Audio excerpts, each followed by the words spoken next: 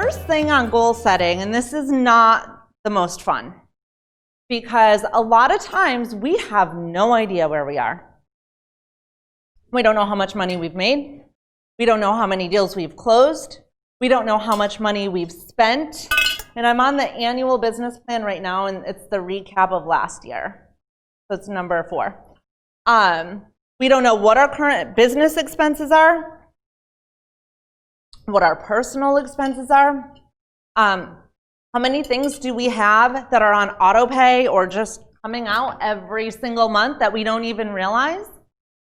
How many things are we paying for that's not giving us a return on our investment?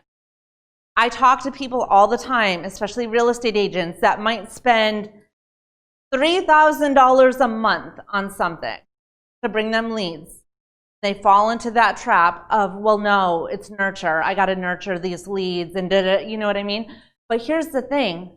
What if you forgot about all of that and you just started doing active marketing that didn't require you to spend money on leads and nurture them? What if you just started calling your past clients? Right? How many people call their past clients? Hardly any of us. What if we just called them and checked in? How many people are calling their sphere of influence, right? So instead, we spend money on Zillow or commissions, Sync or Chime or everything else that is going to hopefully someday bring us money when we have the people right in front of us that we could be calling.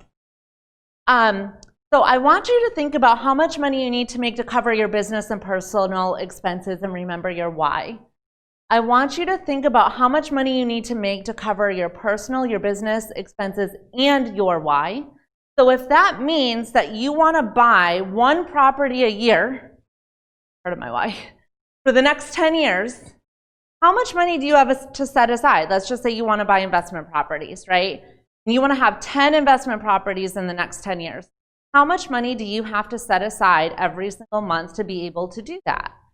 So first you need to figure out what you're buying, and then you need to figure out how much the down payment is, and then you need to figure out, okay, well, based on that, how much money do I need to set aside?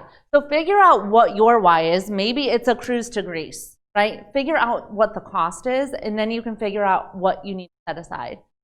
And then how much money do you need to set aside to cover 6 months of expenses? And guys, I'm not saying that the market is going to change.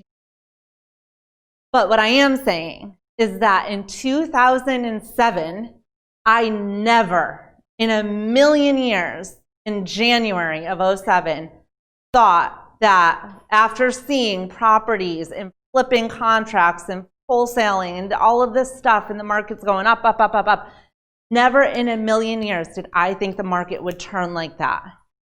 And it did. But I remember in the last quarter of 2006, I was in Georgia at a real estate conference. Robert Kiyosaki was on stage, and Kim Kiyosaki was on stage, and Donald Trump was on stage. They all were talking about the market crashing. I was like, no. Well, why did I even come here? That's not even, why am I even here? I'm not listening to people. And then guess what happened, right? So some people think the market's going to change next year. So if it does, what happens? So we have to always keep that in mind.